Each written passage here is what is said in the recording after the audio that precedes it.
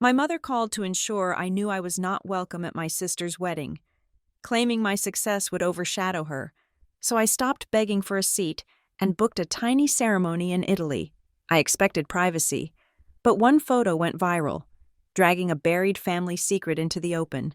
By my sister's big day, her perfect wedding machine collapsed piece by piece, all because I finally refused to shrink. My name is Lucy Martin, and I was sitting cross-legged on the hardwood floor of my apartment in Denver, Colorado, surrounded by the hum of hard drives and the smell of stale iced coffee. The glow of my dual monitors was the only light in the room, illuminating dust motes dancing in the stagnant air. I was deep in the editing zone, tweaking the color grading on a wedding album for a client who had paid a premium for my signature style. It was a style built on raw, unfiltered emotion, the kind that captured the tear slipping down a father's cheek or the nervous twitch of a groom's hand. I was good at seeing things other people missed. Perhaps that was the problem. My phone vibrated violently against the floorboards, shattering the quiet. The screen lit up with a single name: Diane. My stomach did that familiar, sickening flip it always did when my mother called. We did not have casual chats about the weather or new recipes. A call from Diane meant instructions, critiques, or corrections. I took a breath, swiping the green icon, and put the phone to my ear. "Hello, Mom," I said, trying to keep my voice neutral. "Lucy," she said. There was no greeting, no warmth. Her voice was crisp, like dry leaves stepping on pavement.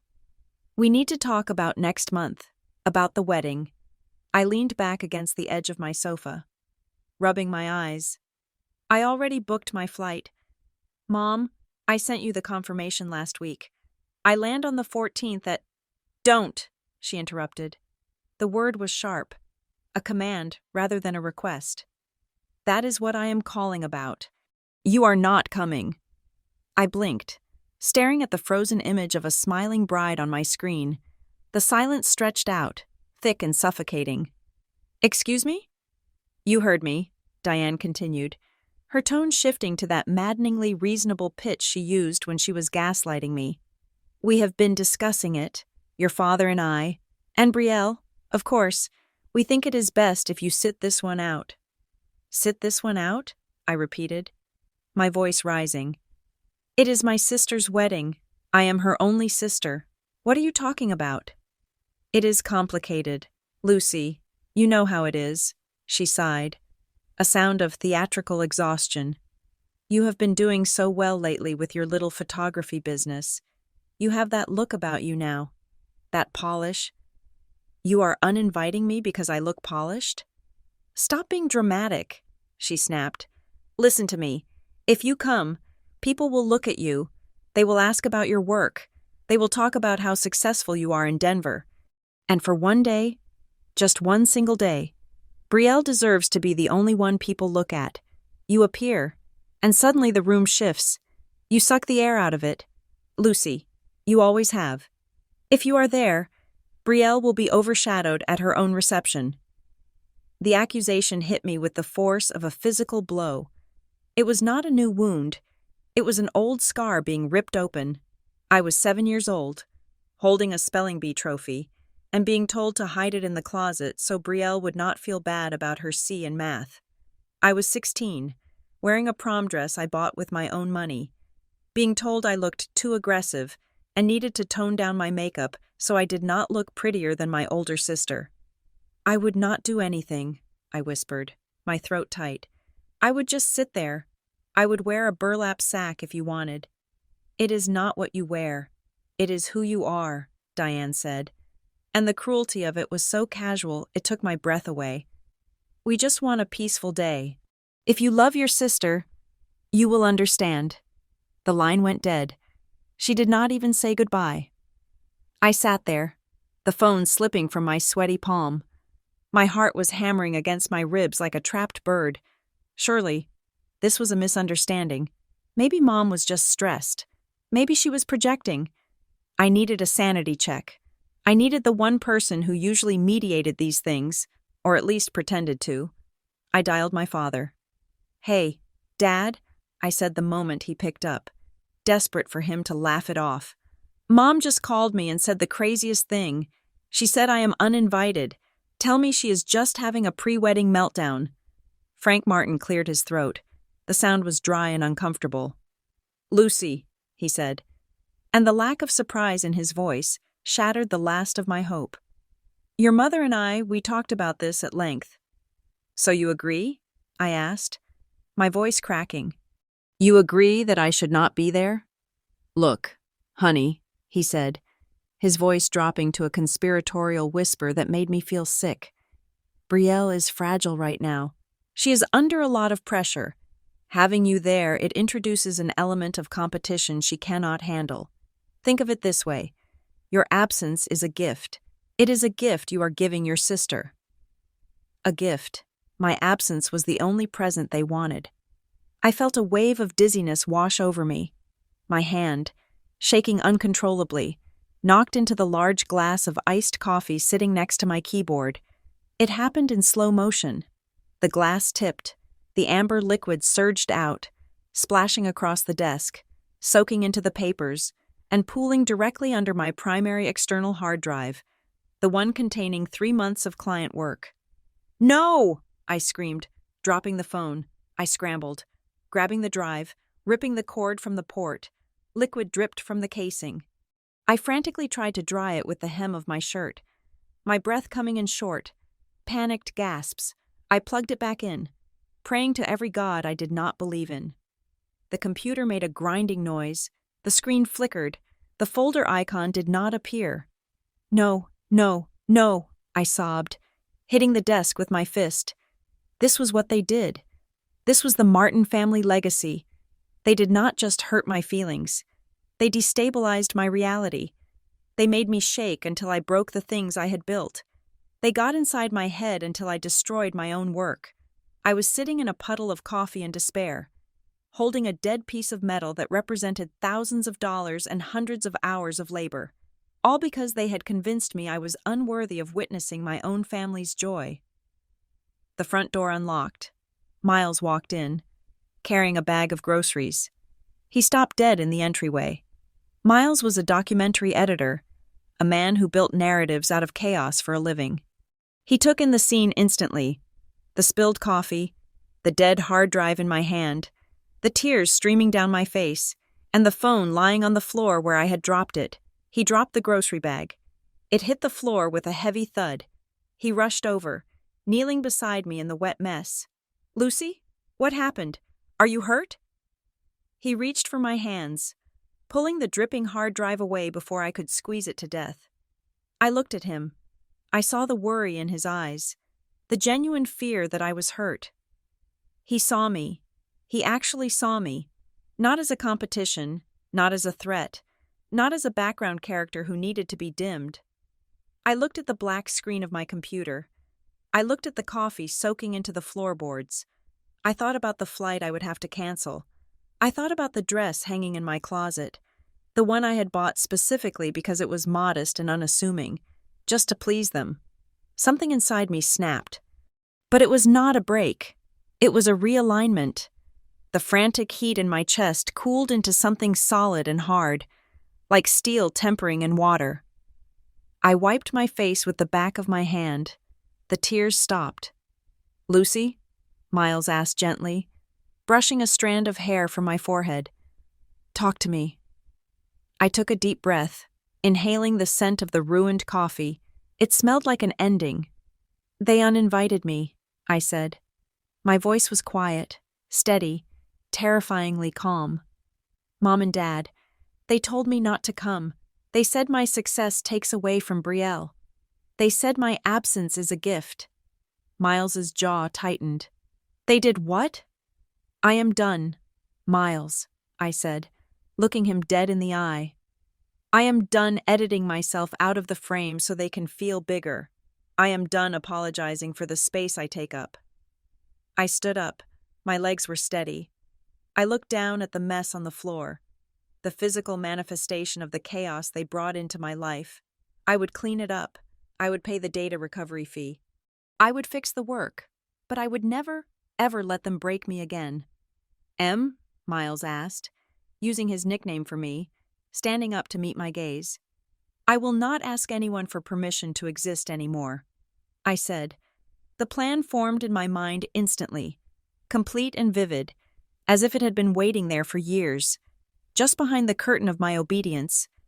If they want me to disappear from my sister's wedding, I said, turning to look at the blank calendar on my wall, then I will show up brilliantly in the story of my own life.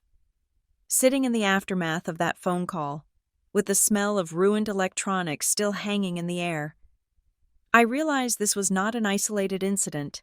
It was simply the finale of a show that had been running for my entire life. The script had been written before I was even born. Etched into the foundation of the Martin family dynamic, Brielle was the star, the fragile orchid that needed constant temperature control and specialized lighting. I was the soil, the sturdy, dark thing that was necessary for her growth, but was expected to remain buried and unseen. I closed my eyes and the memories washed over me, not as vague feelings, but as sharp, high-definition snapshots. I was 17 years old, standing in our kitchen holding a heavy envelope. I had just won the state gold key for a black-and-white portrait series I had shot of the local diner staff. It was a prestigious award, one that came with a scholarship and a gallery exhibition. I remembered the way my heart had hammered against my ribs, a bird desperate to sing. I had handed the letter to my mother. She had read it, her lips curving into a smile that did not quite reach her eyes. Then, she had glanced at the calendar on the fridge. "That is wonderful. Lucy," she had said, her voice dropping to a whisper. "But listen, Brielle just failed her chemistry midterms yesterday. She is devastated. If we make a big fuss about this right now, it is just going to remind her that she is struggling. Let us keep this off Facebook for a few days, okay? Just until she feels better." I had nodded, acting the part of the good sister, the understanding daughter. I hid the certificate in my desk drawer. A few days turned into a week, then a month. The post never went up. The celebration dinner never happened. My victory was suffocated quietly under the pillow of Brielle's mediocrity, just so she could sleep soundly. My phone buzzed again, snapping me back to the present. It was not my mother this time. It was Tessa, my best friend from high school, the only person who had watched the Martin family circus from the front row and bought popcorn. I picked up. "You are going to want to sit down for this," Tessa said without preamble. "I am already on the floor," I replied, my voice raspy. "Okay, good, because I just got the intel on the Charleston situation," Tessa said. She worked in event planning in South Carolina, and nothing happened in that state without her knowing the vendor list. "Lucy, this is not a wedding. It is a coronation. They have booked the Grand Hall at the Battery. We are talking 500 guests. They are flying in a floral designer from Paris. The budget is rumored to be north of $300,000. I felt a cold knot tighten in my stomach. $300,000. When I had asked for a loan to start Crescent Frame Studio, my father had told me money was tight and suggested I get a real job. It is all for show. Tessa continued, her voice dropping lower. But here is the kicker. I was talking to the caterer. Who knows Gavin's family? You want to know the real reason you are persona non grata? It is not just about Brielle feeling insecure. It is Gavin. I frowned at the wall. I have never even met Gavin. Exactly, Tessa said. But he knows who you are. He knows Crescent Frame. Apparently, he went on a rant last week about how he did not want some artsy, critical photographer sister-in-law judging the aesthetic of his big day. He called you a snob before you even stepped off the plane. He hates that you have a name in the industry. He wants to be the biggest deal in the room, and he cannot do that if the guests are whispering about how the bride's sister was featured in Vogue Living last month. The absurdity of it made me want to laugh. But it was a bitter, jagged thing in my throat. I was being punished not for my failures, but for the one thing I had built for myself. My competence was a threat. My reputation was an insult. I hung up with Tessa and made the mistake of opening social media. The algorithm, cruel as ever, served up my mother's latest post immediately. It was a photo of her and Brielle looking at wedding veils. The lighting was soft, the mood angelic. The caption read, "Sometimes, The greatest act of love is stepping back to let others shine. True family knows when to fade into the background so the ones they love can have their moment. It was a masterful piece of public relations. To the outside world, it looked like a sweet sentiment about maternal sacrifice or bridal joy, but to anyone who knew our family, it was a sniper shot aimed directly at my head. She was controlling the narrative before I could even open my mouth. She was painting my exclusion as a mutual decision, framing my absence as a noble act of submission that I had supposedly agreed to. She was gaslighting me in front of 2,000 followers. I felt a tear slide down my cheek, hot and angry. I was about to throw the phone across the room when Miles sat down next to me on the floor. He had his laptop open. "Look at this," he said gently. I shook my head, turning away. "I do not want to see any more pictures of them." "Miles." "It is not them," he said, turning the screen toward me. "It is you." He had opened the feedback folder for Crescent Frame Studio. It was a digital archive I kept but rarely looked at. A collection of emails, texts, and handwritten notes from clients I had worked with over the last 5 years. "I want you to read the one from the Miller wedding," Miles said, pointing to an email from last October. I squinted at the screen through my blurry vision. "Dear Lucy," the email read, "when my father passed away last week, I went back to look at the photos you took of our wedding. There is one shot you got of him watching me dance. You caught the exact moment he wiped a tear from his eye. I did not even know he cried that day. I did not know anyone saw that. But you did. You saw the truth of how much he loved me. That photo is the most valuable thing I own now. Thank you for seeing us." Miles scrolled down. There were hundreds of them. "Thank you for making me feel beautiful. Thank you for not making us pose. Thank you for capturing the chaos. Thank you for the truth." I looked at the screen, and then I looked at the dark void where my family should have been. For years, I had thought my family treated me this way because I was doing something wrong.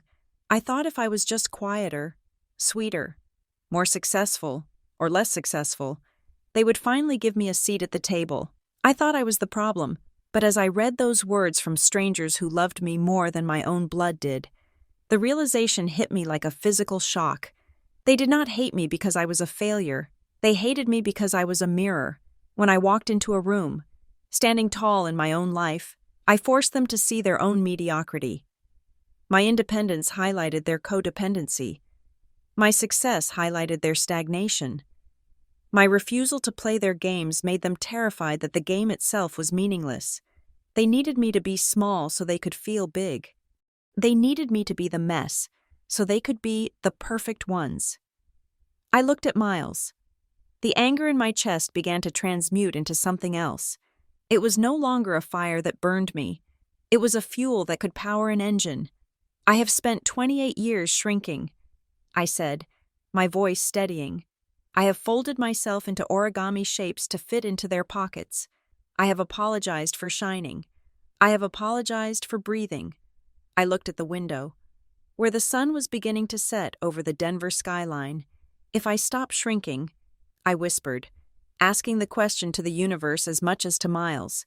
"If I just stop trying to fit into the box they made for me, how big can my life actually get?" Miles closed the laptop with a soft click. He reached out and took my hand, his grip warm and grounding. He looked at me with that intense, filmmaker's gaze, the kind that saw the story before it was even edited. He did not offer me platitudes. He did not tell me they would come around. He told me the truth. Their wedding is a stage. "Lucy," he said, "they are casting a production. But your life is not a supporting role." We drove south, watching the Rockies fade into the rearview mirror until the landscape flattened out and turned the color of dried sage. We needed to get out of Denver. The air in my apartment felt too thick, recycled with the oxygen of 1,000 apologies I had never received. We booked a small adobe casita in Santa Fe, New Mexico, for 2 days. The goal was not to sightsee. The goal was to cut the signal, to turn off the noise of my mother's voice living in my head and hear what my own thoughts actually sounded like. For the first 24 hours, we barely spoke about the wedding. We drank mezcal on the patio and watched the high desert light shift from harsh white to a bruised purple. It was in that silence that Miles brought up Raffaele. "You remember the guy I shot that olive oil documentary for?" Miles asked, swirling the ice in his glass. "Raphael, in Puglia." "The one with the masseria?" I asked. I remembered seeing the footage. It was not the polished, commercialized Italy of the travel brochures. It was raw stone, ancient trees, and light that looked like it had been painted by a Renaissance master. "He texted me last month," Miles said. "He converted the old stables into a small event space. He said he is tired of big American weddings where the bride cries about the napkins. He wants to host real things, small things." I looked out at the desert. I closed my eyes and imagined it. Not a performance, not a production with 500 guests and a floral budget that could feed a small country, just stone, wind, and truth. "Let's go," I said. It was not a decision born of malice. I need to be clear about that, in that moment. I was not thinking about how to hurt Brielle or how to one-up my mother. I was thinking about survival. I was thinking that if I did not create a memory that belonged entirely to me, I would dissolve. I was choosing to live. We pulled out our notebooks and started planning. It was not a bride's checklist. It was a producer's run sheet. I approached it the way I approached my best work. I did not want perfect poses. I wanted documentary reality. We capped the guest list at 20 people. 18 to 22 was the sweet spot. It was a list of names that made my chest feel light. Not heavy, no obligations, no distant cousins who would judge the centerpieces. Just the people who had held me up when my family was busy pushing me down.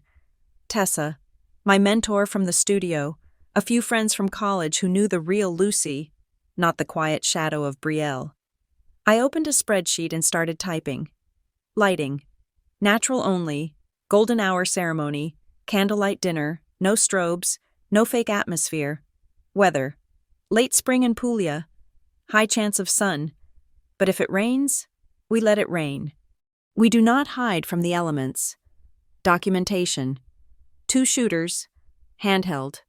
Raw. I wanted the footage to feel like a memory, not a music video. Then came the dress.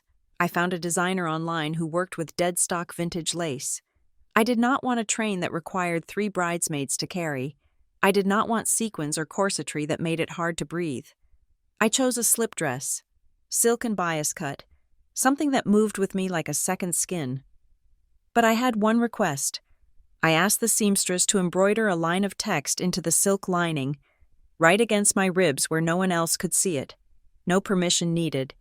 It was my armor, a secret spell woven into the fabric to remind me that I did not need an invitation to be the protagonist of my own life. By the time we drove back to Denver, the plan was locked, flights were on hold, the deposit was sent to Raffaele. We were doing this. That meant I had to make the call. I waited until I was back in my apartment, surrounded by my own things.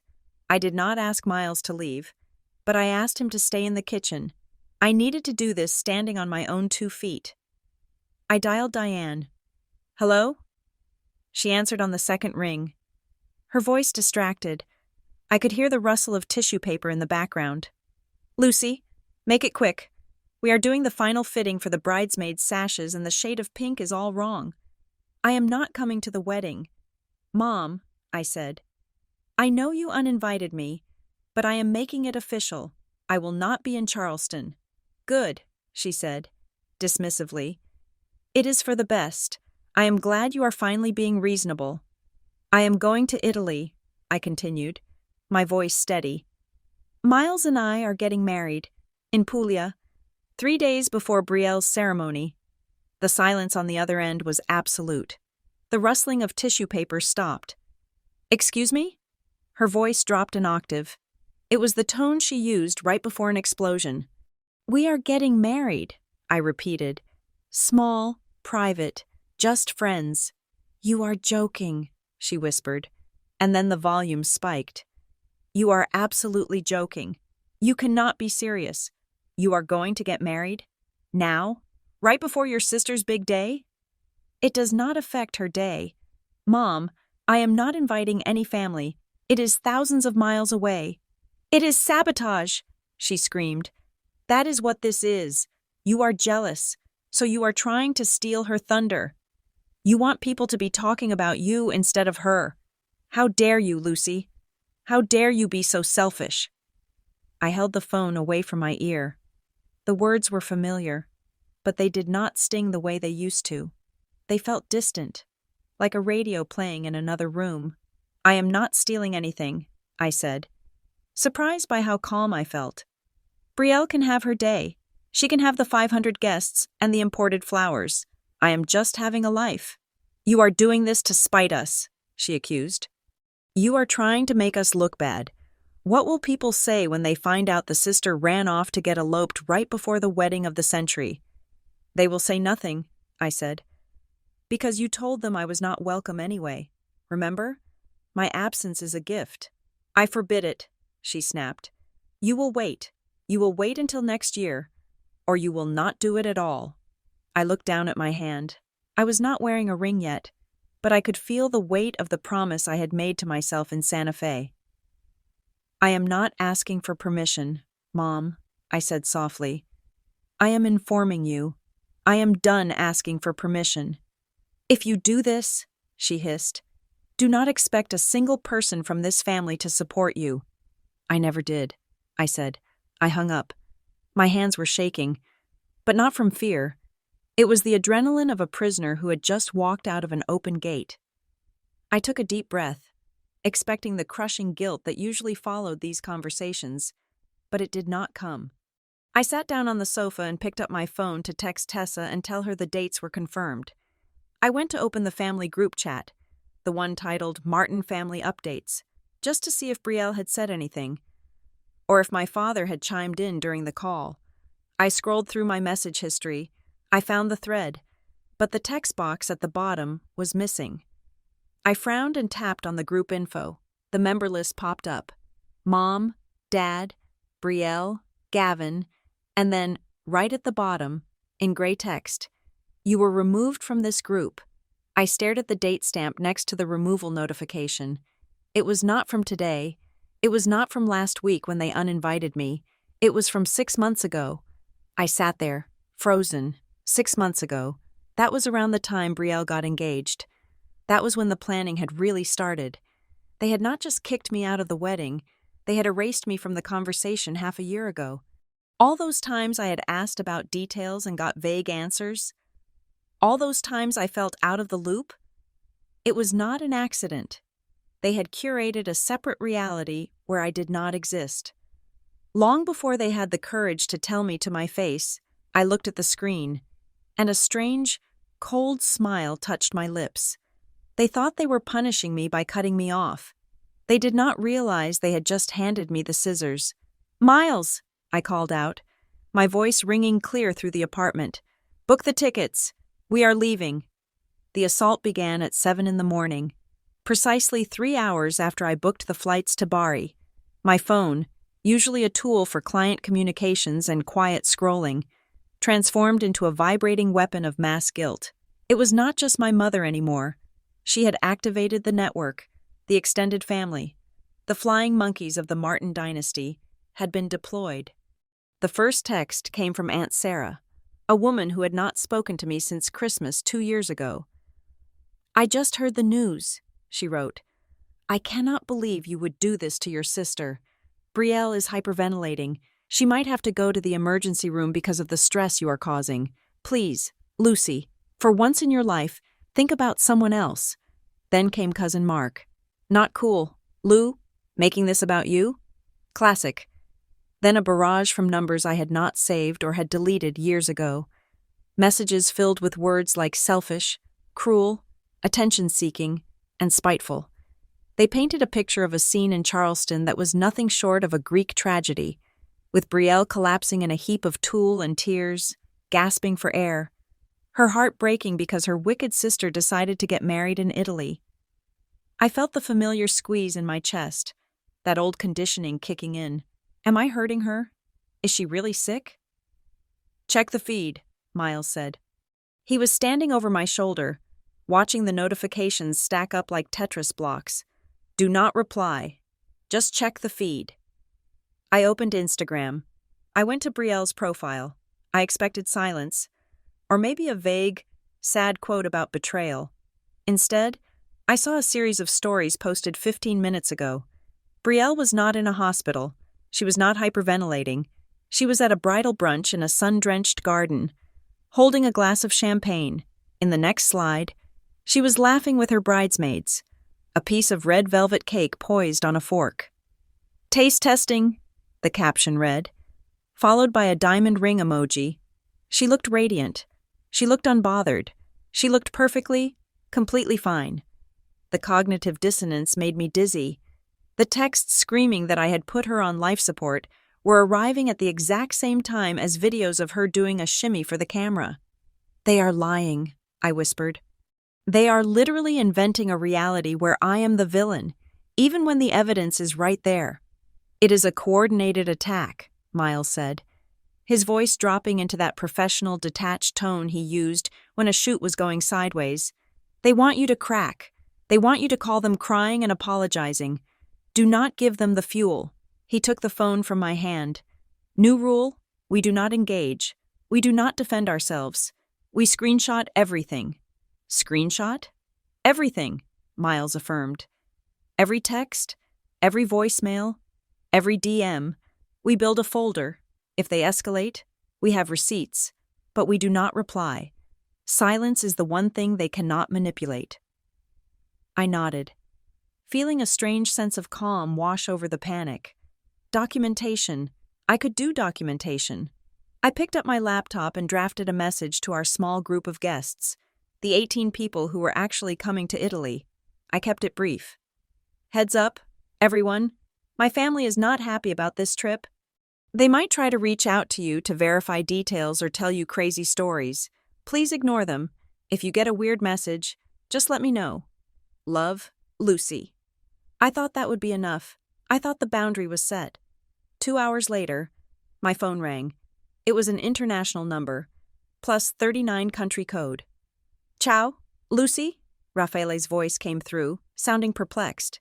Listen, I just had a very strange phone call. I wanted to check with you before I did anything. My stomach dropped. Who was it? A woman.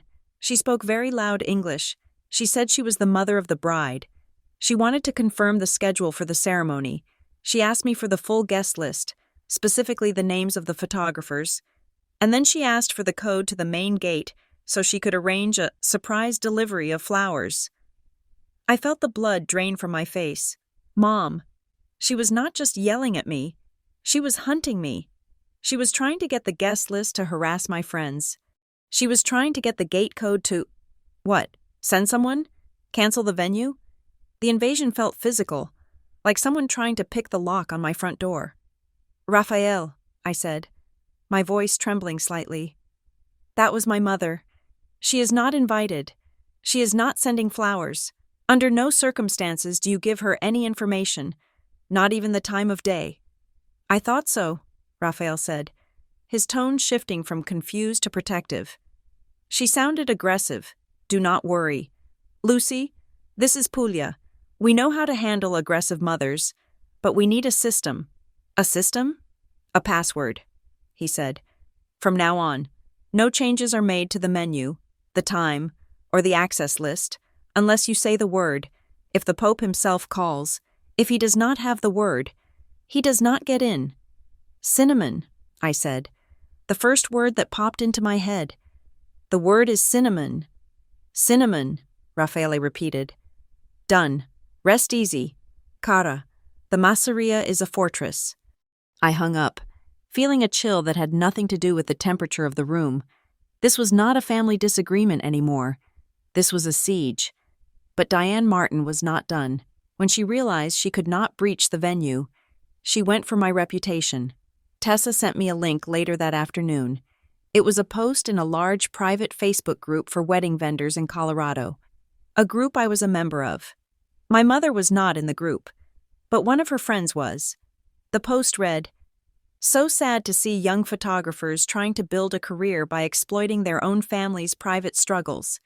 It is disgusting to stage a counter-wedding just to generate viral content and hurt a bride. Integrity matters more than Instagram likes. It did not name me. It did not have to. Everyone in that group knew who I was. She was planting a seed. She was trying to destroy my business credibility by painting me as a fame-hungry scandalmonger. She was telling the world that my wedding, my quiet, desperate attempt to reclaim my own life, was actually a marketing stunt. I stared at the screen. I wanted to scream. I wanted to write a 10-paragraph rebuttal detailing every cruelty, every exclusion, every moment of erasure. "Don't," Miles said from across the room. He had not even looked up from his book. But he knew. I closed the laptop. I stood up and walked to the closet where my dress was hanging. It was just a garment bag.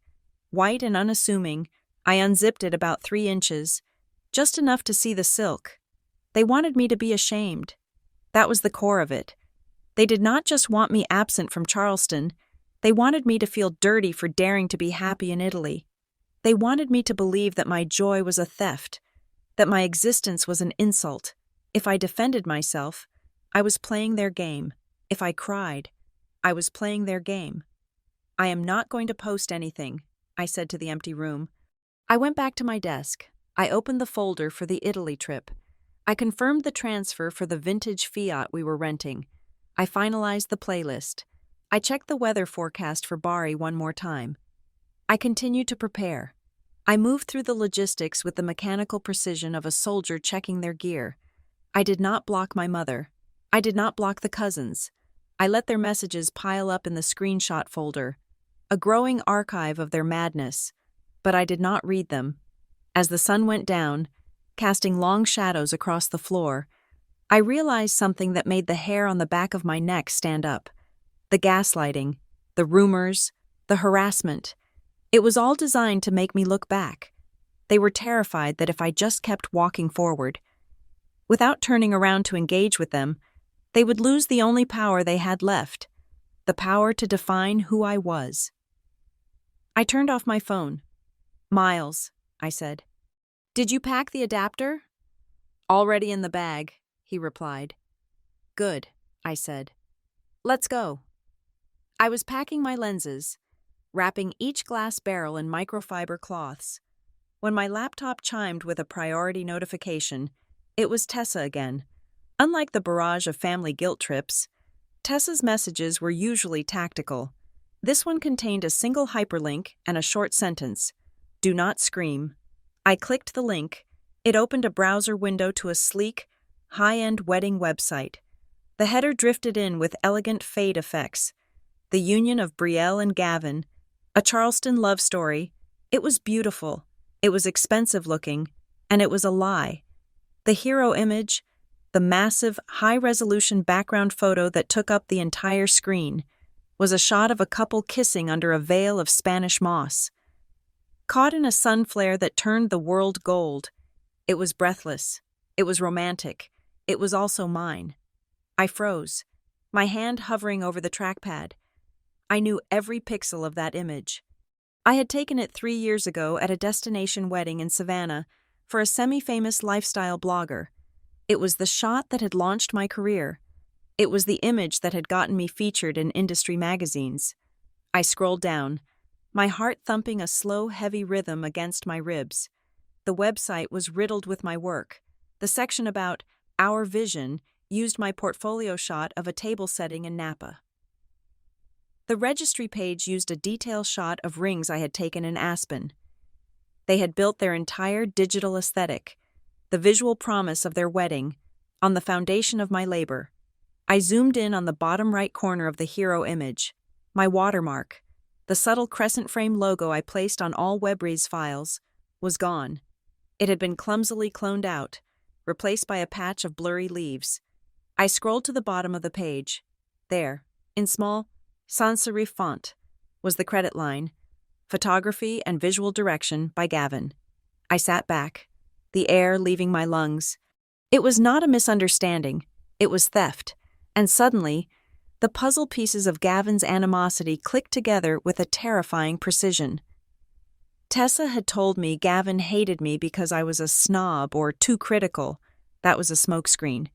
Gavin did not hate me because I was judgmental. He hated me because I was the evidence. He was building a brand as a tastemaker, a man of refined aesthetic, likely trying to pivot from whatever sales job he had into the lucrative world of wedding influencing. He was using my intellectual property to sell himself to sponsors and vendors, presenting my professional output as his own artistic vision. If I showed up at the wedding, if I walked around shaking hands and people asked, "Oh, are you the photographer?" The house of cards would collapse. My physical presence in Charleston was a liability not to Brielle's feelings, but to Gavin's fraud. I picked up my phone and dialed Elena Russo. Elena was a copyright attorney I had met at a creatives conference 2 years ago. She was sharp, terrifyingly efficient, and had zero patience for art theft. "Elena, it is Lucy," I said when she answered. "I need you to look at a URL." I sent her the link. I could hear her typing in the background. "Okay, I am looking," she said. Her voice clipped. "Nice site, very high production value." "The hero image," I said, "and the 3 images in the gallery section. They are mine, copyright registered. The watermarks have been removed." "Removed?" Elena asked, her tone sharpening. "As in cropped or edited out?" "Edited out, and the footer credits the groom." "That is a violation of the Digital Millennium Copyright Act," Elena said instantly. "And since they removed the copyright management information, that is a separate violation of federal law. Section 1202, this is not just rude. Lucy, this is actionable." "I do not want money," I said, watching the cursor blink on the stolen photo. "I just want it down. Today. We can file a DMCA takedown notice with the hosting provider," Elena explained. "It is a standard procedure. We send the proof of ownership, alert the host that the material is infringing, and they are legally required to remove it immediately to avoid liability. No lawsuit, no court appearance, just a digital eviction." "Do it," I said. "Are you sure?" Elena asked, pausing. "This is family. Lucy, a takedown notice shuts off the images. It might even take down the whole site depending on the host's policy. It is going to leave a black hole in their marketing." "It is not marketing," I said, my voice cold. "It is my life's work. Send it." I hung up. I did not feel the rush of revenge. I felt the cold clarity of business. This was the difference between me and them. They operated on emotion, on manipulation, on the messy currency of guilt. I operated on contracts, on lighting ratios, and on federal law. I dug deeper while Elena drafted the paperwork. I searched for Gavin's name on LinkedIn and Instagram. I found a pitch deck, a public presentation linked in his bio. He was actively pitching the wedding of the year to suit companies, liquor brands, and a travel agency. The pitch deck was full of my photos. He was promising sponsors world-class imagery and viral potential in exchange for free goods. He was monetizing the wedding I was banned from, using the very talent he claimed to despise. It was pathetic, it was desperate, and it was about to end. 30 minutes later, Elena texted me a copy of the submitted notice. Sent. The host usually processes these within 24 hours. I sat in the silence of my apartment, waiting. The sun moved across the floor. I edited a few photos from a portrait session, forcing myself to work. Then, my phone lit up. It was not a call. It was a text from a number I did not recognize. No area code. It looked like a burner number or a web-generated text. "If you keep destroying this, you will have no family left to come back to. Stop now." I stared at the screen. The voice was ambiguous. It sounded like my mother's hysteria. But the phrasing, "destroying this," felt like Gavin. It felt like someone watching their investment crumble. I did not reply. I did not screenshot it. I just looked at it. For years, I had believed the narrative that I was the black sheep because I was difficult, because I was too loud, too ambitious, too much. I had spent thousands of dollars on therapy trying to figure out how to be softer, how to be the sister Brielle needed. But looking at that stolen photo, Looking at the clumsy Photoshop job where my logo used to be, I realized the truth was much simpler and much uglier.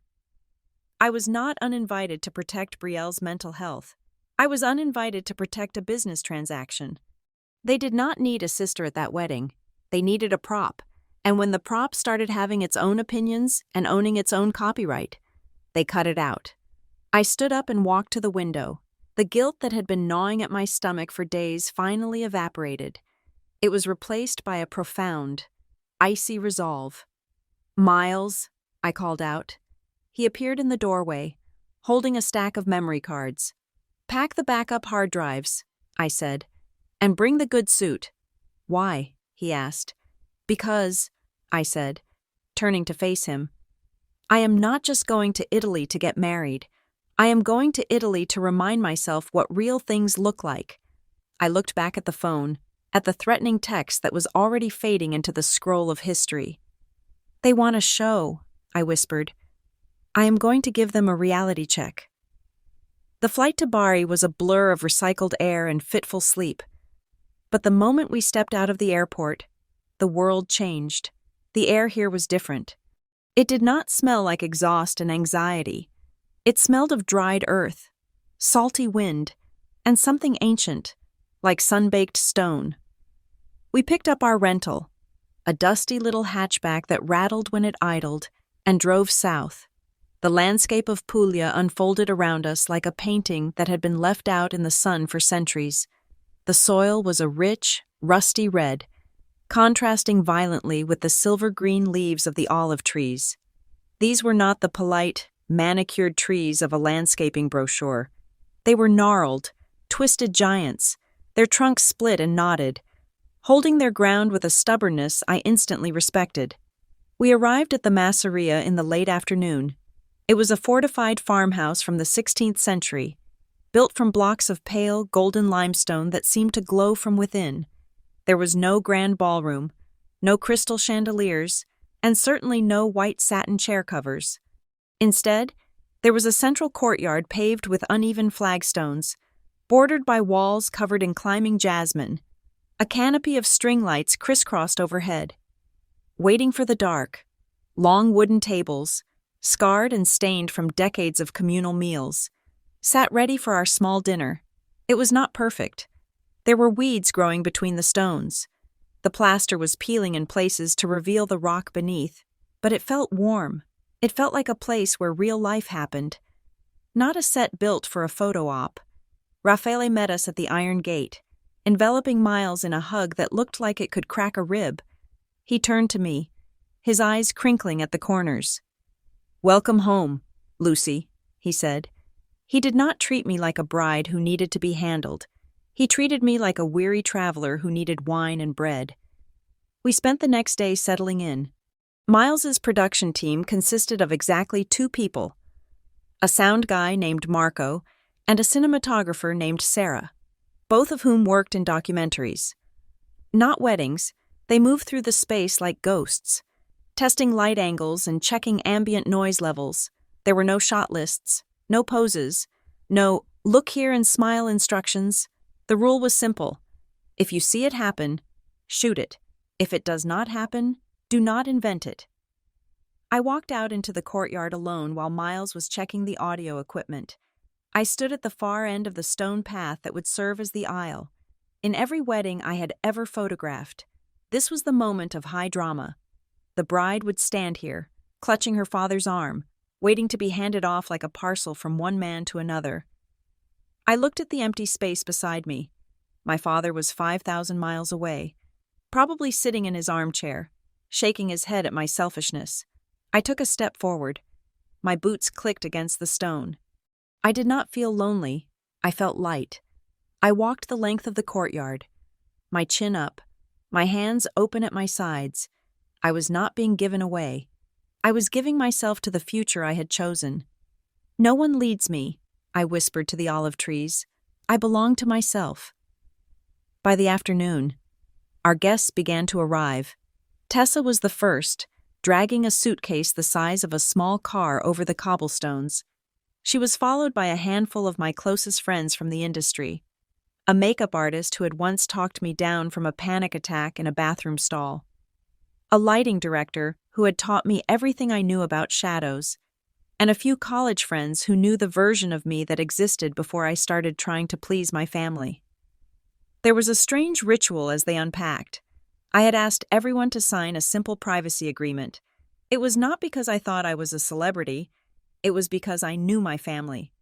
I knew that if a single photo with a location tag went up on Instagram, my mother would find a way to ruin it. She would call the hotel. She would harass the guests in the comments. "Sign it," Tessa said, waving a pen at the others. "It is not an NDA. It is a restraining order against drama." They signed without hesitation. They understood.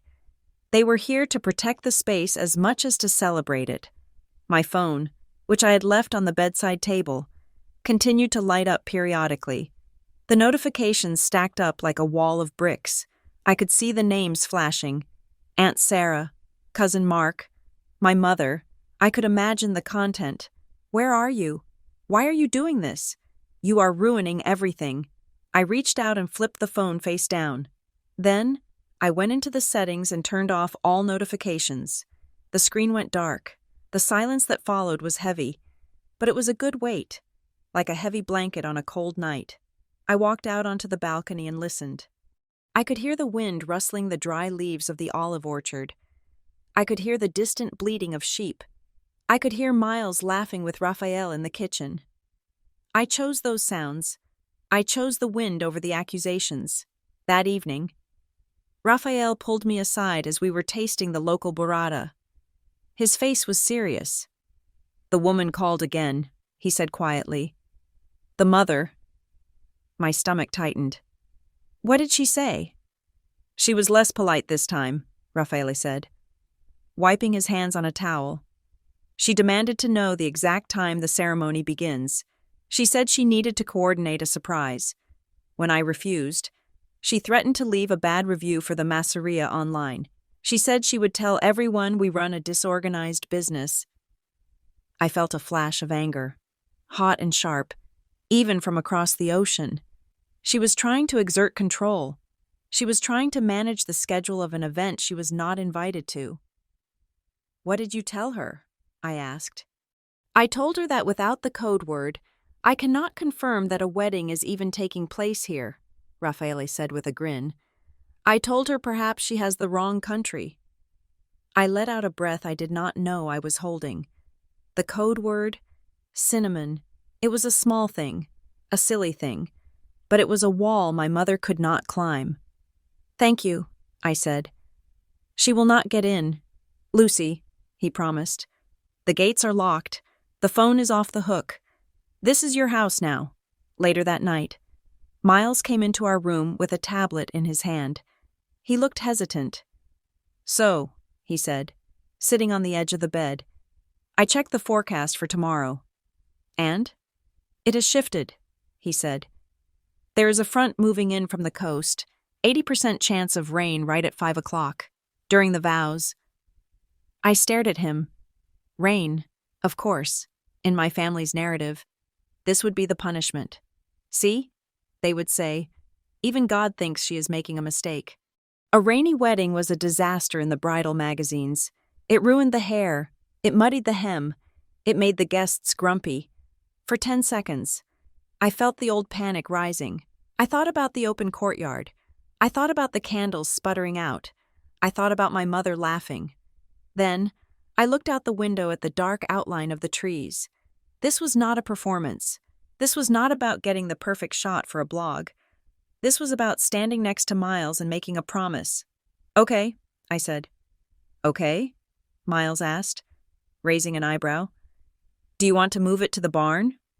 "No," I said, surprised by my own certainty. "Let it rain. The stone looks beautiful when it is wet. The greens get deeper." I laughed. A genuine, bubbling sound that felt strange in my throat after weeks of tension. "Rain is just different light. Miles," I said. "It is just texture. We are not sugar. We will not melt." He smiled, leaning in to kiss my forehead. "That is the producer in you talking." "No," I said. That is the woman who is done being afraid of a little water. I lay back on the pillows, listening to the wind pick up outside. I realized then that for 28 years, I had believed my family was all-powerful. I believed their disapproval could stop the sun from rising. I believed their anger could shape reality. But here, among the olive trees and the limestone, their power was nothing but a voice on a phone line that I could choose not to answer. Their control only existed if I stayed within their radius. I was out of range. And for the first time in my life, I could breathe. The light that afternoon did not behave the way the weather apps predicted. Around 4 o'clock, the harsh Italian sun softened, filtered through a sudden accumulation of clouds that rolled in from the Adriatic. It turned the courtyard into a lightbox, the kind photographers spend thousands of dollars trying to replicate in a studio. Everything looked cinematic. The stone walls glowed with a warm, honeyed hue, and the skin of everyone present seemed to be smoothed by an invisible filter. I stood in the doorway of the masseria, checking my reflection one last time. I was not wearing the princess gown my mother had always envisioned for me. I wore a bias-cut silk slip dress that skimmed my body without constricting it. My hair was pulled back in a low, messy bun, secured with a single antique pin I had found in a market in Bari. Miles stood waiting by the olive tree, wearing a suit the color of oatmeal linen, looking relaxed and palpably real. We did not look like models in a bridal magazine. We looked like two people who had dressed up for a very important dinner date. As I stepped out onto the flagstones, a door to the neighboring property creaked open. An elderly woman, no taller than 5 feet, shuffled out. She was wearing a house dress and an apron stained with flour. She was a friend of Raffaele, a fixture of the village who had been watching our preparations with mild curiosity all day. She walked right up to me, ignoring the camera crew, and pressed a bundle of wild greenery into my hands. It was not a florist's bouquet.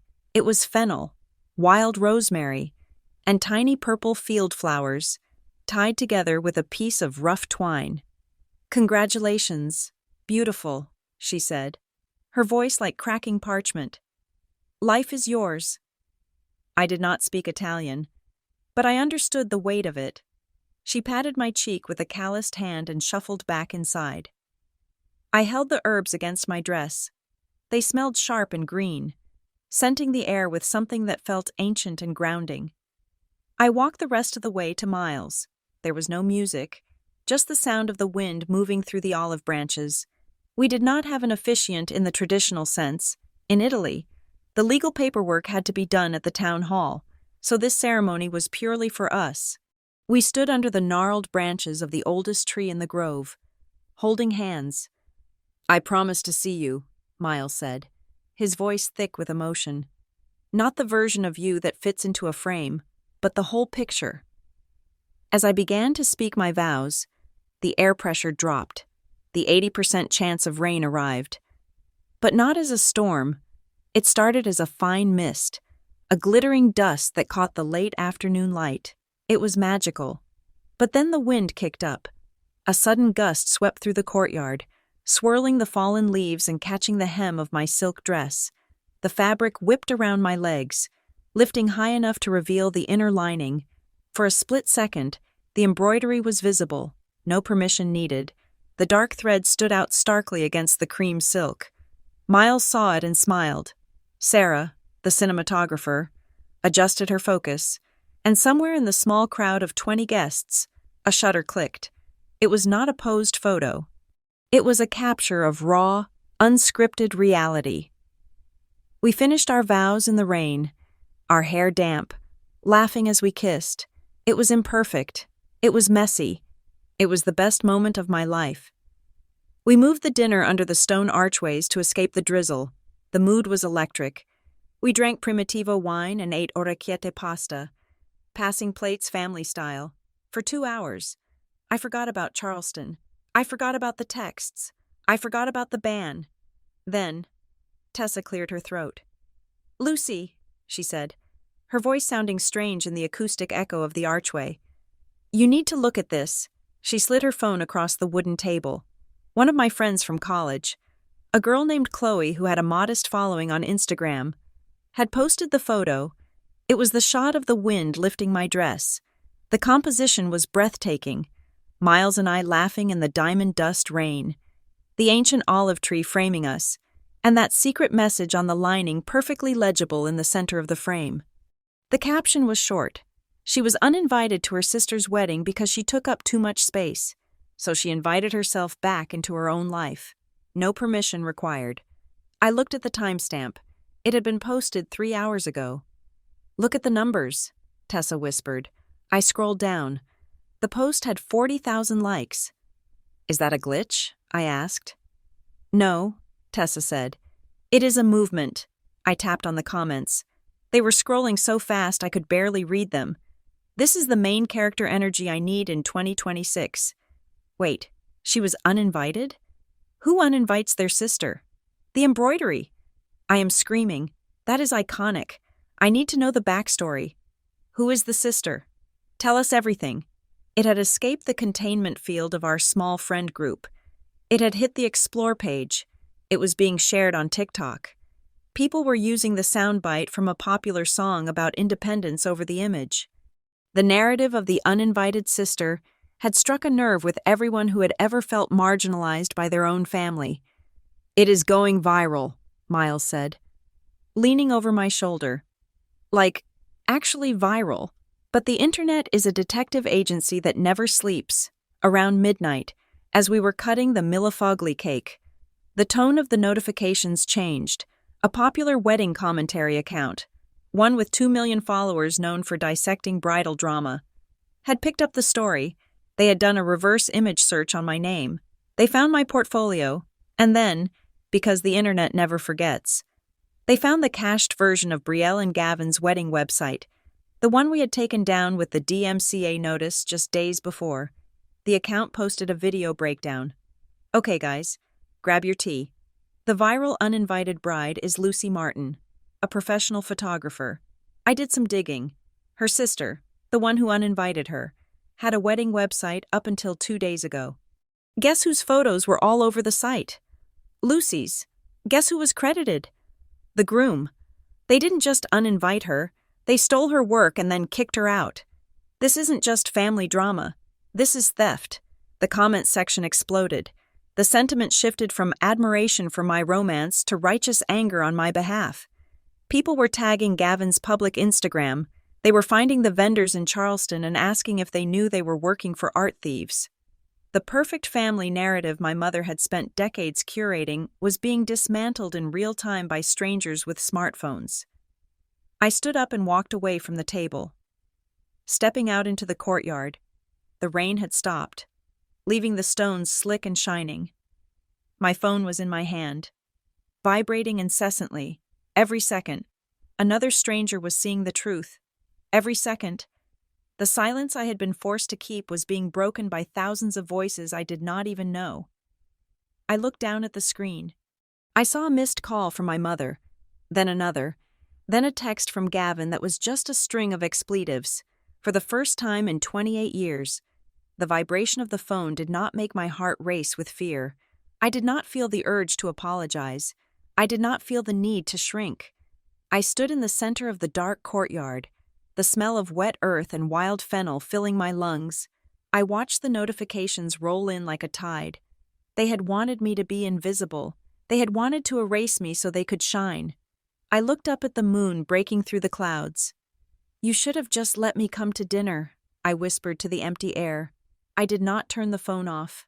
I let it buzz. I let it ring.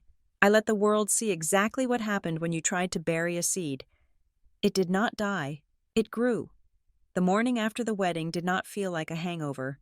It felt like a reckoning. I woke up to the smell of espresso and the sound of Miles packing up the drone, but the world inside my phone had completely shifted axis. The sheer volume of notifications was physically heavy, a constant, buzzing weight on the bedside table. I picked it up, squinting against the Italian sunlight streaming through the shutters. My inbox, usually reserved for client inquiries and spam, looked like the frantic trading floor of the New York Stock Exchange. The viral photo, the one of the wind catching my dress, revealing the embroidery, had migrated from Instagram to Twitter, and then to the inbox of every editor in New York and London. There were subject lines that would have made the old Lucy faint. A senior editor from a major bridal magazine wanted to run a 6-page spread on the anti-bride aesthetic. A sustainable fashion label in Los Angeles wanted to send me their entire new collection if I would just post a reel wearing it. A production company based in Austin sent a long, breathless email pitching a mini documentary series about reclaiming authenticity in the wedding industrial complex. They were throwing numbers at me. $5,000 for a post, $10,000 for an exclusive interview. It was dizzying. It was seductive. For a moment, I imagined the validation. I imagined taking the money and plastering my face on every billboard, screaming, "Look at me now." But then I looked at the photo again. I looked at the way Miles was looking at me in that frame, and the way I was looking at him. We were not selling anything. We were just existing. If I took the money, if I turned this moment into a brand deal, I would be doing exactly what Gavin and Brielle did. I would be commodifying a private emotion. I would be selling the truth to the highest bidder until it became just another lie. I sat down at the small wooden desk and started deleting. I declined the reality show pitch. I deleted the request from the diet tea company. I ignored the tabloids asking for dirt on my family. I only replied to 2 people. One was a small, independent blog that focused on mental health in toxic family dynamics, granting them permission to share the story without payment. The second was a thank you note to the designer of my dress, who had seen her work go viral and was currently weeping in her studio in Brooklyn because she had sold out of inventory in 3 hours. I was not going to sell my soul for viral fame. I was going to keep the one thing my family had tried to take from me, my dignity. Of course. Across the Atlantic, dignity was in short supply. My mother called at noon. I had unmuted her, mostly out of morbid curiosity. When I answered, she did not say hello. She just screamed, "Take it down! Lucy, take it down right now!" Her voice was trembling, vibrating with a frequency of panic I had never heard before. "I cannot take down the internet, Mom," I said calmly, pouring myself a cup of coffee. "You know what I mean," she snapped. "The caption, the photo, everyone is talking. My book club group chat is blowing up. Aunt Sarah says people are commenting on her Facebook asking if she is the evil aunt. You are humiliating us." "I did not name anyone," I said, my voice steady. "Read the caption again. Mom, I did not mention Brielle. I did not mention you. I did not even mention Charleston. I just said I was uninvited." "It is implied," she shrieked. "People are detectives. They are digging up everything. They are finding the old posts. They are laughing at us. Lucy, you have to issue a statement. Tell them it was a misunderstanding. Tell them you chose not to come." "I will not lie for you anymore," I said. "I spent 28 years lying for you. I lay down so you could walk over me and look tall. I am done lying." "You are destroying your sister's week," she sobbed, switching tactics from aggression to victimhood. "She is in the other room crying her eyes out. How can you be so cruel?" "I am in Italy, Mom," I said. "I am eating breakfast. I am not doing anything to her. The truth is doing it." I hung up. My hand was shaking slightly, but not from fear.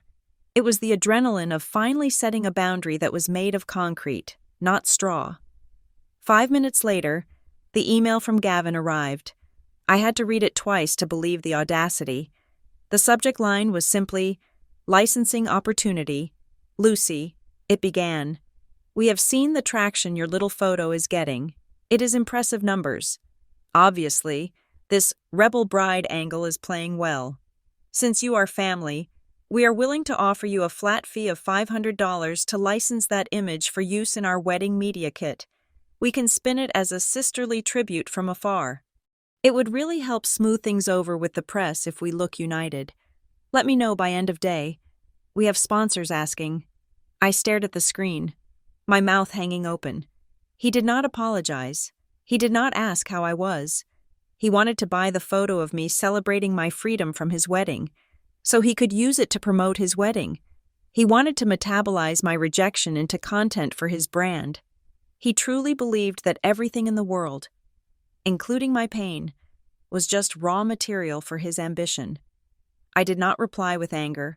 I did not type out the 4-letter words that were screaming in my head. I hit reply and typed, "No, the image is not for sale. Do not contact me about business matters again." The response came back in less than 2 minutes. The mask of the professional businessman had slipped completely.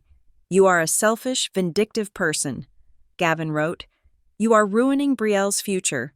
These sponsors are her ticket to a lifestyle she deserves. If you sabotage this, you are dead to us. Do not think you can come crawling back when the likes dry up." I looked at the words, "ruining Brielle's future," as if her future depended on a liquor brand sponsoring her cocktail hour, as if her happiness was a transaction that I had interrupted. I did not respond to him. I did not cry. I simply clicked forward. I typed in Elena's email address, my copyright lawyer. "Elena, please add this to the file." I wrote, "Harassment and attempted coercion regarding the copyrighted works." I hit send. It felt surgical, for the first time in my life. I did not react with emotion. I reacted with process. I treated Gavin not as a scary older brother figure, but as a liability to be managed. Later that afternoon, while Miles and I were walking through the olive grove, Tessa called. The wind was picking up again, but it was warm. "It is starting to crack," Tessa said. Her voice was low, like she was hiding in a bathroom. "What is?" "The wall of silence," she said. "The vendors in Charleston. The florist just called the wedding planner in a panic.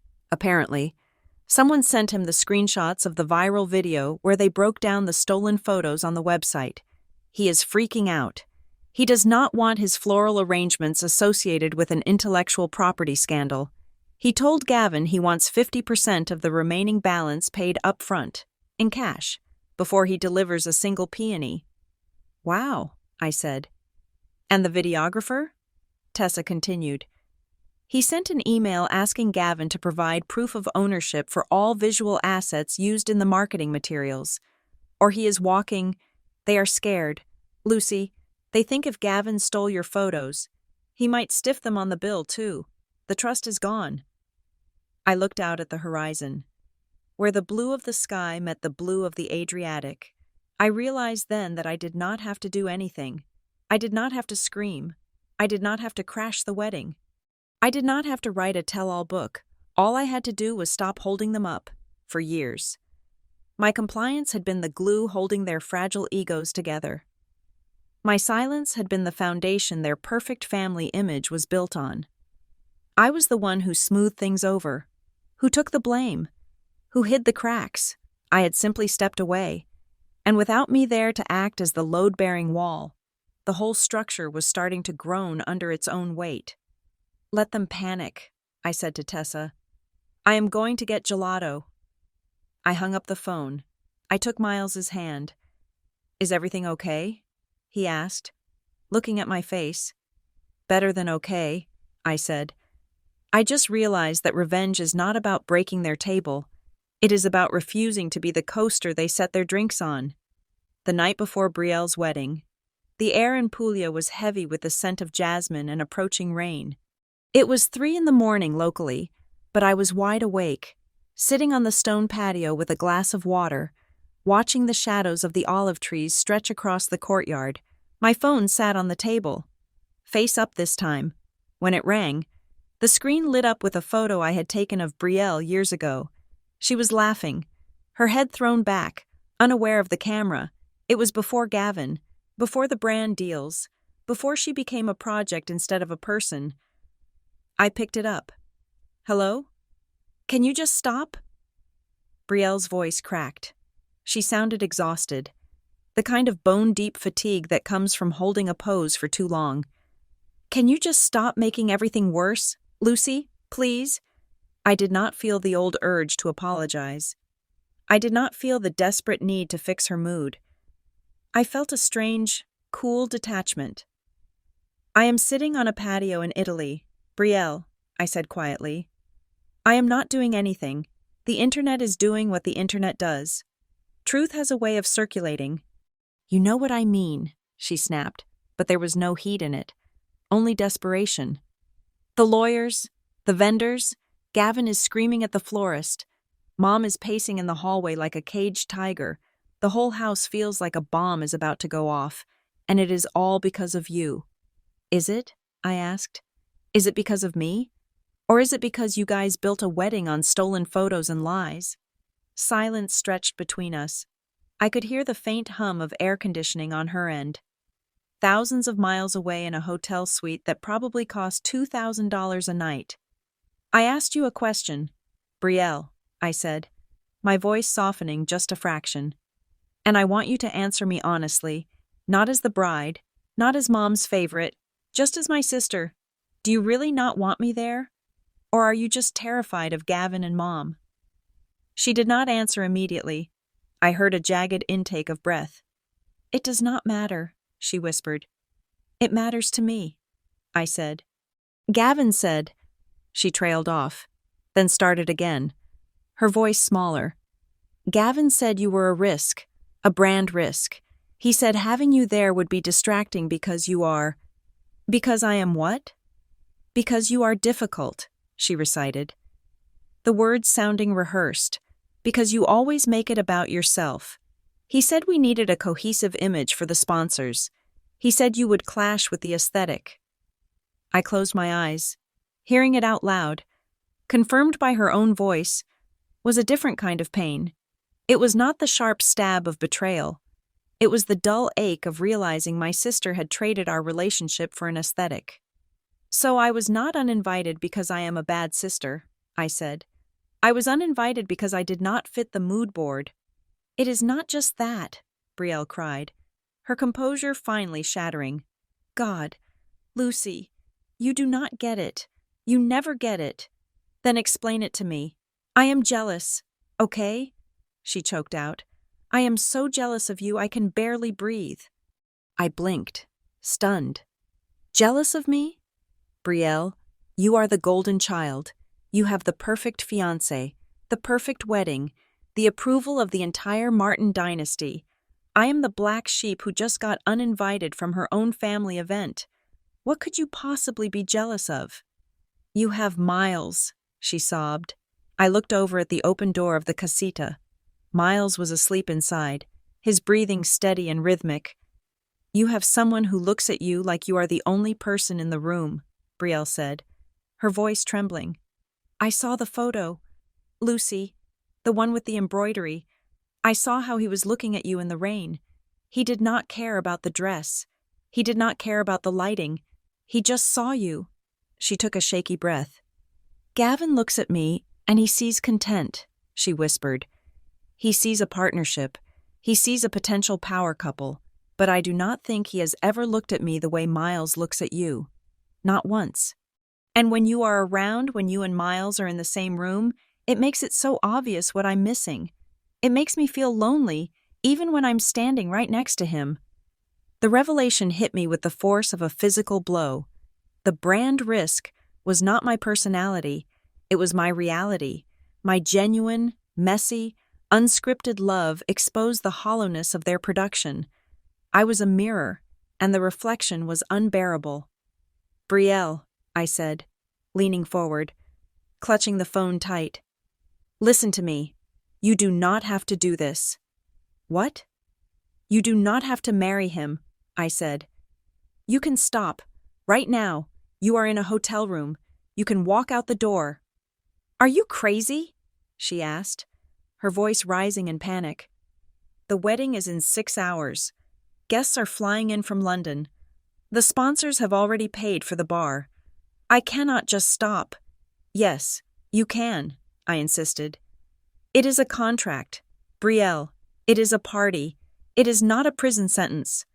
If you walk down that aisle knowing he only loves the version of you that looks good on Instagram, you are going to be lonely for the rest of your life.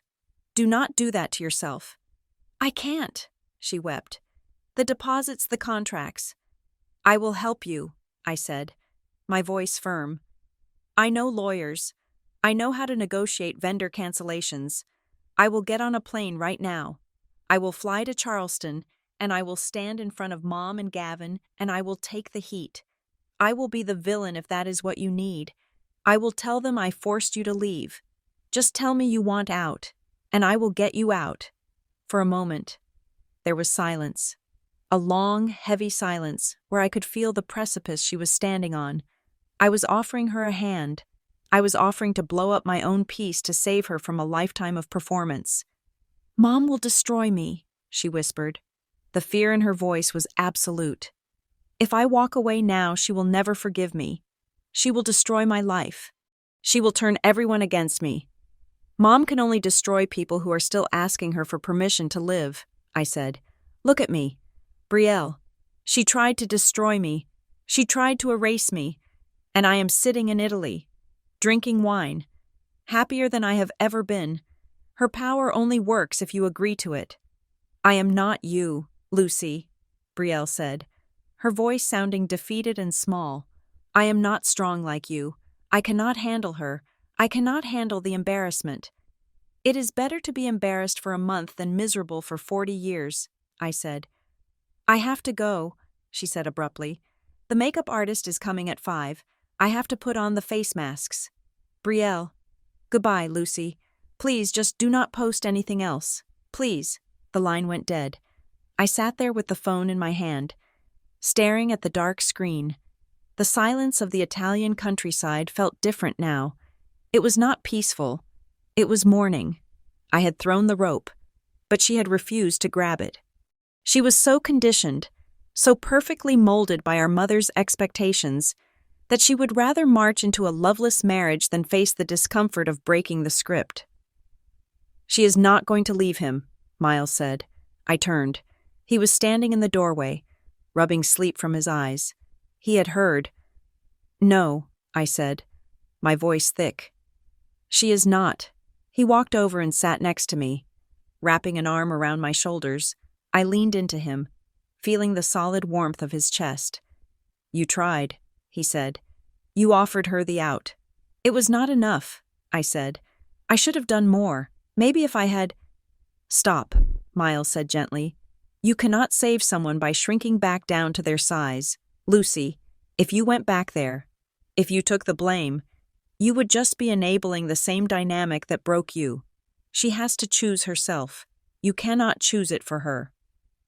I nodded, feeling the truth of it settle in my bones. I could not save Brielle. I could only save myself, and hope that one day, seeing me standing in the sun would give her the courage to find her own exit. I am done, I said, wiping a stray tear from my cheek. I am done being the villain in their story. I am going to finish mine.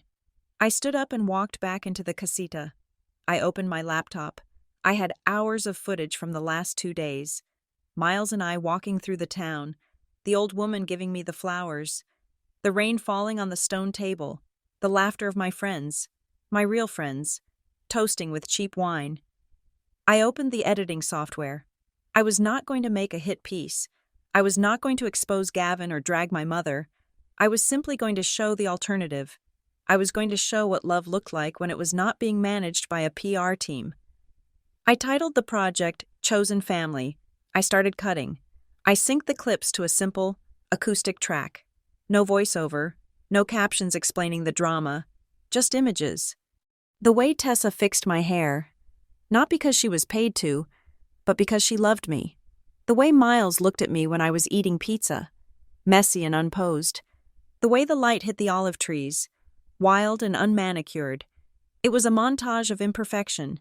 It was a love letter to the people who showed up when they did not have to. I worked through the dawn, by the time the sun began to crest over the hills of Puglia, turning the sky a soft, bruised purple. The video was done. It was morning here, which meant it was midnight in Charleston. The wedding was hours away. I hovered my mouse over the upload button. Are you sure? Miles asked, handing me a fresh coffee. I am not posting this to hurt them, I said, looking at the thumbnail. It was a shot of our hands, intertwined on the rough wooden table. I am posting this to close the door. They have their story. This is mine. I clicked post. I watched the progress bar fill up. Blue, solid, done. I closed the laptop. I did not wait for the comments. I did not check the likes. I grabbed my jacket and turned to Miles. "Let's go get breakfast," I said. "I hear there is a bakery in town that makes fresh focaccia." I walked out of the room, leaving the digital world behind, ready to eat bread that was warm and real. While my sister prepared to starve in a dress that cost more than my car, the morning of the wedding in Charleston broke with a humidity that stuck to the skin. But in Puglia, the air was crisp and clear. I sat on the stone wall of the rural estate, watching the upload bar on my laptop hit 100%. The video, titled simply Chosen Family, went live. It was not a hit piece. There were no screenshots of nasty texts, no recordings of my mother screaming, and no mention of Gavin's name. It was just a 3-minute montage of the last 48 hours. It showed Miles laughing as he tried to order coffee in broken Italian. It showed Tessa steaming my dress with a travel iron, her face focused and loving. It showed the old woman handing me the wild fennel. It showed the rain falling on our dinner table, not as a disaster, but as a blessing. Over the images, I spoke only a few sentences. I said that sometimes, the people who are supposed to love you are the ones who make you feel the smallest. I said that being uninvited was not a rejection, but a redirection. I said that family is not defined by blood, but by who shows up when it rains. It did not go viral because it was scandalous. It went viral because it was a manifesto. Within an hour, it had been shared by thousands of people who had been told they were too much, too loud, or too difficult by their own families. It became an anthem for the black sheep. While the internet was rallying around the concept of chosen family, the reality of the biological family was collapsing in South Carolina. Tessa texted me the play-by-play. It started with the flowers, the lead florist, spooked by the online chatter about art theft, demanded to see the copyright release forms for the images Gavin had used to secure the sponsorship deal. When Gavin could not produce them, because they did not exist, the florist made a call to the liquor brand that was bankrolling the cocktail hour. The brand representative looked at the viral video. They looked at the DMCA takedown notice. They looked at the comment section where thousands of people were calling Gavin a fraud. They pulled the plug. At 10 in the morning, 2 hours before the ceremony, the wedding planner walked into the bridal suite. She had to tell Brielle that the $15,000 bar tab was no longer covered. She had to tell her that the videographer was threatening to walk out unless paid in cash. In the chaos, the planner forwarded an email chain to Brielle to explain the sudden budget cuts. She meant to just show the cancellation from the sponsor. But in her stress, she included the entire thread. Buried at the bottom of that chain was the email Gavin had sent to me, the one where he called me a brand risk, the one where he said my presence would ruin the aesthetic, the one where he referred to Brielle's wedding not as a marriage, but as a ticket to a lifestyle she deserved. My phone rang. It was my mother. "You did this!" she screamed, her voice shredding the speaker. "You destroyed it. The sponsors are pulling out. The florist is packing up. You ruined the most important day of your sister's life because you could not handle being left out." I listened to her scream. I listened to the panic of a woman who was watching her carefully constructed stage play catch fire. "I did not ruin anything, Mom," I said, my voice eerily calm. "I just stopped covering for you. I stopped letting you use my work to sell a lie. If the truth destroyed the wedding, then the wedding was never real to begin with." "You are dead to me," she hissed. "I know," I said. "I have been dead to you since the moment I started liking myself." I hung up. I did not know what was happening in that bridal suite, but I felt the shift in the universe. I felt the moment the cord finally snapped. Brielle was sitting in a chair, wearing a robe that said bride in gold glitter. She was reading the email on her phone. She read the words Gavin had written about her. She realized that she was not a person to him. She was an asset. She was a mannequin he could dress up to sell a lifestyle. She looked at the viral video of me in Italy. dancing in the rain, looking messy and alive and loved. She stood up. According to Tessa, she did not scream. She did not throw a vase. She simply walked over to the table where her bouquet of white orchids was waiting. She picked it up, looked at it for a moment, and then dropped it on the floor. "I cannot do this," she said to the room full of bridesmaids. My mother rushed forward, grabbing her arm. "What are you talking about? The guests are seated. The music is playing. You are just having cold feet." Brielle looked at our mother. She looked at the woman who had spent 20 years pitting us against each other, training us to compete for scraps of affection. "I am not having cold feet," Brielle said, her voice clear. "I am having a moment of clarity. I cannot marry in a story that is not mine." She unzipped the dress. She stepped out of the tulle and lace that cost $8,000. She put on a pair of jeans and a t-shirt, and she walked out the back door of the venue, leaving Gavin standing at the altar, waiting for a bride who finally realized she was worth more than a sponsorship deal. The fallout was nuclear. The guests were sent home. Gavin tried to spin it on social media, claiming I had brainwashed her. But the internet was faster. People saw the timeline. They saw the theft. They saw the control. My mother tried to find a scapegoat, but for the first time in her life, the audience wasn't buying her performance. 2 weeks later, I was back in Denver, packing up my apartment to move into a smaller place with Miles. My phone buzzed with a text. It was Brielle. "I am staying at a friend's place in Savannah," she wrote. "I am sorry. For everything. I know I was awful." I stared at the screen, waiting for the defensive follow-up. It did not come. "You did not come to save me," she added a minute later. "I know that, but you showed me where the exit was. Thank you." I typed my reply slowly, feeling the weight of every word. I was not going to fix her life for her. I was not going to offer to pay her bills or manage her emotions. That was the old dynamic. You can start over. I wrote, "You have plenty of time. But just so we are clear, I will not go back to shrinking so you can feel comfortable. We meet as equals, or we do not meet at all." 3 dots appeared, then stopped. Then appeared again. "Equals," she wrote back. It was not a happy ending wrapped in a bow. It was messy. We had years of trauma to unpack, but it was real. 6 months later, Miles and I returned to Puglia for our anniversary.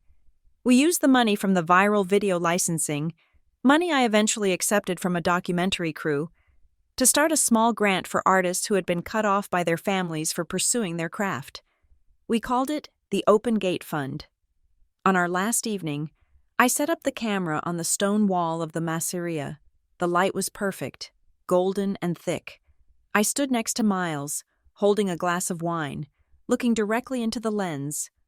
For a long time, I thought the worst thing that could happen to me was being uninvited, I said to the camera. I thought it meant I did not matter, but I was wrong. I looked at Miles, then back at the lens. "A fairy tale isn't about being chosen by a prince or invited to the ball," I said. "The true fairy tale is giving yourself permission to exist, loudly and without apology, even when the world tells you to be quiet." Thank you so much for listening to this story. Please let me know in the comments where you are tuning in from. I would love to connect with you all. Do not forget to subscribe to Lily Revenge Stories, like this video, and support us by hitting the hype button so this story can be heard by even more people.